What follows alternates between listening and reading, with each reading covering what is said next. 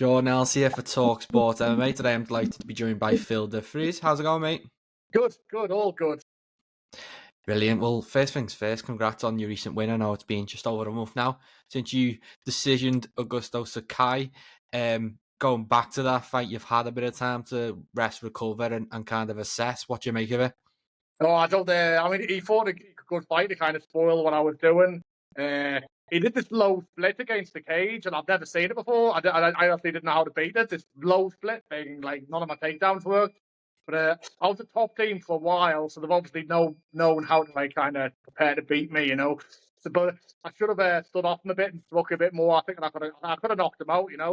But he's a great fight, and a win's a win, so I'm happy with that. But I really felt I was going to finish him early, But like I said, learned a few. And I'm going to start defending those leg kicks a bit more as well. My leg was pretty battered as well. Yeah, a win is a win, and it's the 10th title defense for you now. And as you say, it seems like everyone's you've kind of got that thing on your back where everyone's coming for you, everyone's ready, and they know what you're going to try and do. So does each fight get harder as you go on this tear? So it depends. Most people can't stop me getting us down, but like I said, he did a move that I didn't know how to defend it. But we've went and worked on it now, and I know takedowns from that position now. So like I said, I didn't know what to do at the time, so that won't happen again. But I really felt like a lot more confident with the striking, and yeah, I felt good. So next time we'll get the finish.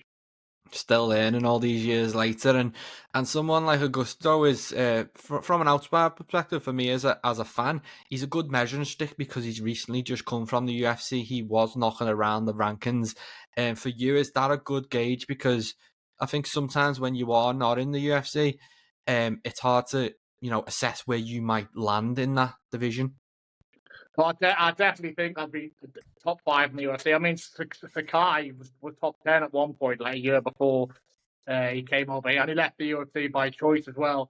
And I spar with top guys every day. I know fine well if I went over there, I'd be winning, I think. Brilliant. And let's move on to what is next for you. Talk to me about the day first. When do you want to get back in there? Oh, well, they owe me 2 more this year, so I don't know. Maybe it's like, well, I've had a bit of a downtime there. I got a bit of a staph infection, and I had to rest my leg for a bit, so I've had a bit pretty much like a couple of weeks off, later about. So maybe like 3 months or something would be good for me. So I imagine it'll be Darko Stosic again, season and run. I think that's what people want to see, So me and Darko again, probably, but you never know who they'll get. Is that the name? Have you spoke to them? Is that the name they're mentioning right now, or is that just an assumption? That's just an assumption, but all from social media and his win streak and what are the challenges they could have, I imagine it's probably 90% him, but you never know. And does that get you kind of, your juices flowing? Is that one you're excited about? Or would you prefer something else? Darko's, he won't show the longevity that a Sakai had, but he's very, very dangerous, very, you can't let him hit you really. So it's a very dangerous fight. So, but I'm always motivated, I want to keep winning, I want to stay at the top, and I want to have a long career, So I'm always motivated no matter who, but Darko is a dangerous opponent. Yeah, and we touched on that 10-fight defense streak before. It's an incredible run you're on. What do you counter to? Is there anything that changed in your life, in the way you approach training and fighting that just allowed you to go on such a great run? No, well, I used to suffer from anxiety. When I beat the anxiety, that's when the run started. So I used to kind of fight at a disadvantage because I couldn't really make any decisions, and I would get a lot more tired, and I would always be worried, and I would second guess myself. So when I beat the anxiety, that became instantly better at fighting, But and I keep learning, I keep getting better. I never used to stay fit in the off season. I'm staying half fit now, and my diet's always improving. My training methods are improving. My training partners are always improving. I've got big Mick Parker now, who's 3-0 in the UFC. I've got Tom Aspinall. I've got some other great guys, So everything around me is just getting better and better. So I think I'll get better before I get worse. Brilliant. Sounds like you've got the mental and physical all together, and it is coming together in terms of results. You're in a great position where you've got that title, you've got a target on your back, and you are 38. You've been in the sport. I've seen a post recently saying you've been in it for about two decades, 25 years, something like that. There's probably only a few more massive fights for you if you could sign off with 3 big name opponents. Who would you like to go for? Oh, I don't know. We could do Overeem. We could do. Oh, I don't know. I don't know. I'll pick two, Overeem, and then we'll do Ngannou. I still want to fight Ngannou. I think I'm the best guy for him. You know, like we'll do Darko. We'll do Overeem. Then we'll do Ngannou. Like I said, I think I'm the guy to beat Ngannou. I'm the best unsigned guy. I'm on the best win streak in the world. And I'm a grappler. That's what you need to beat Ngannou, a grappler. You know, it'll be a good fight. You know. That would be a great fight. And last time we spoke, you were speaking about Pudson, and it seems like that opportunity was on the table, or you were hoping it would be. It seems to have gone now. He's lost, and the talk has turned to him potentially fighting Eddie Hall. I'm just curious what you make of them type of fights. You know, the freak shows that KSA might be putting on, or someone might be putting on. Oh, I love freak fights. I don't mind them at all. People might say, "Oh, you're taking the money away from the real athletes, the real fighters." But people will buy what they want to watch. If people want to watch something, sell it to them. You know. So there's space for the top tier MMA. There's space. I like the freak fights. I think they're fun. You know, I mean, you really get into them. I'll go and watch it live if it happens. I love it. And for you, is it realistic, or do you think they would avoid you? You know, someone like Martin Ford or an Eddie Hall. Are you in just a totally different league, different stratosphere, and you just are gonna have to be a fan for these ones? Yeah, I don't think they want it to happen, you know, because I will be like, I'm coming in huge favourites. I came in huge favourites, like 5-1 favourites against the top guys in the world, you know.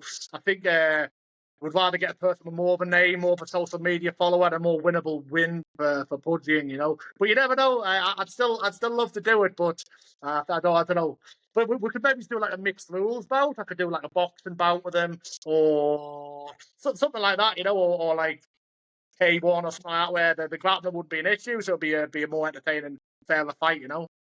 Yeah, it's certainly sort of to think about. And you did touch on before, you've been training with Mick Park and you've been training with Tom Aspinall in that heavyweight super camp you guys have got going on. You've been in the sport for such a long time. Tell me, just how rare is it to get, you know, these level of heavyweights, a bunch of them all in a room all at once, you know, pretty much every day? Well, I've never been on a heavyweight mat in my entire career like this one. You know, I was at Alliance San Diego for a lot of years. I went to top team for like a couple of camps, and there was never the quality of the people on the mat. You know, so luckily I've got Mick Parker in my home gym, TST, for like every single day. Then once a week we're going down with Tom's lot in Manchester. And obviously Tom's fantastic, but it's the best MMA gym in the world for heavyweight MMA. You know, we're in a great spot, so. I'm lucky it's right here, so I don't have to travel. It was nice to travel, but I hate leaving my family, and it's a bit boring and stuff. And like, we don't make like friends or like top team village had a lot of traffic coming in and out, you know. So people like used to seeing new faces. I didn't really do much. I was kind of trained. I went to sit in my room. Whereas here, like Mick and Tom and all the boys, we're all good mates. So we're like, we'll train together, we'll go out for dinner, we'll all help each other out, we'll all share each other's stuff.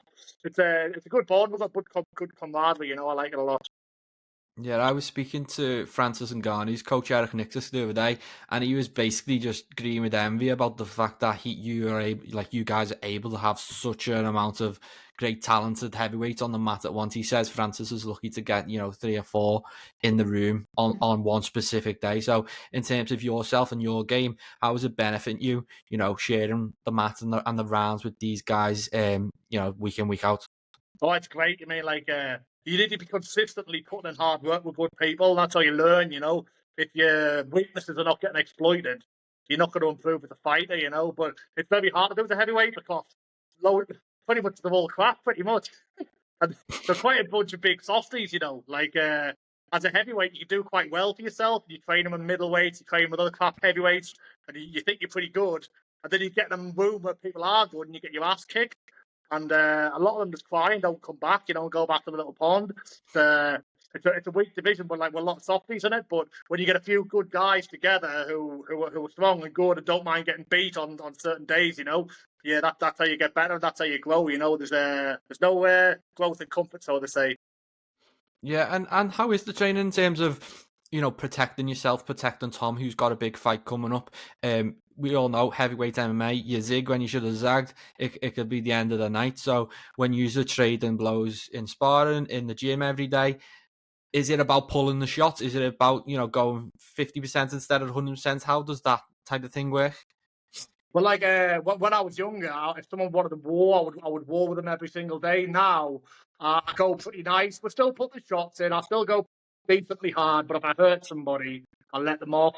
Or I don't throw punches that hard that would probably knock somebody out. If you get lucky and get them right in the button, you can knock somebody out with anything. But if somebody wants to go silly and try and knock it out, in that spar, I'll go crazy and try and murder them, and then I'll walk away and never spar with them again because, like, what? Like, I got a concussion the other way, and I thought that's not good. I don't think get concussion sparring with people, so I won't spar with that person no more, But Tom's the same. Tom's a lovely spar, He's a nice spar, but if you want to war with him, he'll war. So Tom will have his wars with people, and he quite likes it. But I just don't see the point, I like Mick and Tom are good spars, and what aren't going to be ridiculous. I mean, you could get hurt if they're very good and they're very fast, and your injuries could happen. But I don't go with anyone silly who I could risk my career for, And you, when you get these big blows, you notice that something's wrong. I don't think you ever come back from some of these big shots. So ideally, you don't take any of them. But some people like to still war. Like I said, if someone goes too hard, I'm fighting them for that 5 minutes, and I'm going to try and kill them. But then, like I said, after that, I was going, look, mate, this is not for me anymore. Yeah, working smarter, not harder. And Yeah. you mentioned, taking big blows, being concussed. You've been about for so long. You've shared the cage with so many great people and sparred a bunch of great people. Is there anyone who stands out in terms of, that guy hit hardest?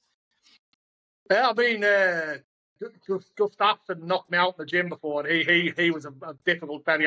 We all used to go to war back then, Silly would always find me kill each other, but he hit really, really, really hard. But without a doubt, the most talented person I've ever been on a mat with is Tom. He's like leagues above, and he could be hitting you really hard, but he is nice, and he's fast and he's accurate. So I'm just quite glad Tom is nice, And talk to me about UFC 304. It's got that bizarre start time. I think Tom's adjusted his camp for that. How do you see it playing out with Curtis Blaydes? Oh, I think Tom's clear favourite. I think I don't know if Curtis. He's a nightmare to get down. Tom, he's not there to grab. He's a right headache. I don't think Curtis will be able to get him down. I think he'll be stuck playing Tom's game, and I think he'll probably get knocked out early, just like everybody else has been getting knocked out. And even if he does get him down, Tom is a very, very good grappler himself. He can get up, he can reverse. Honestly, he might even take Curtis down, but he can definitely easily survive for the next round. I think Tom will be pretty clear favourite there, But it's heavyweight MMA, you've always got to be careful, Yeah, it's going to be a big night of fights. Will you be there? Yeah, I'm doing Mick and Tom's corner, so I'll be there. Late night. I'll get to sleep during the day, and hopefully we'll be doing some partying during the day the next day. Yeah, what is that adjustment like for you as a cornerman? Is it literally just getting a nap in the day, rather than doing what Tom's doing and adjusting a full camp? But I don't need to do any of that. Well, I can be a little bit sleepy. I don't speak before, but 100%. I can always think and I can always talk. What I'll do is I'll just I might have some night nurse during the day and just knock myself out for a few hours and stay up dead late. I'm just gonna stay up. I don't have to fight somebody at 3:30. Brilliant. Well, I'll hopefully see you there, mate. Thanks for your time and good luck whatever comes next for you. Can't wait to watch. Lovely. Thanks a lot, mate. I appreciate that.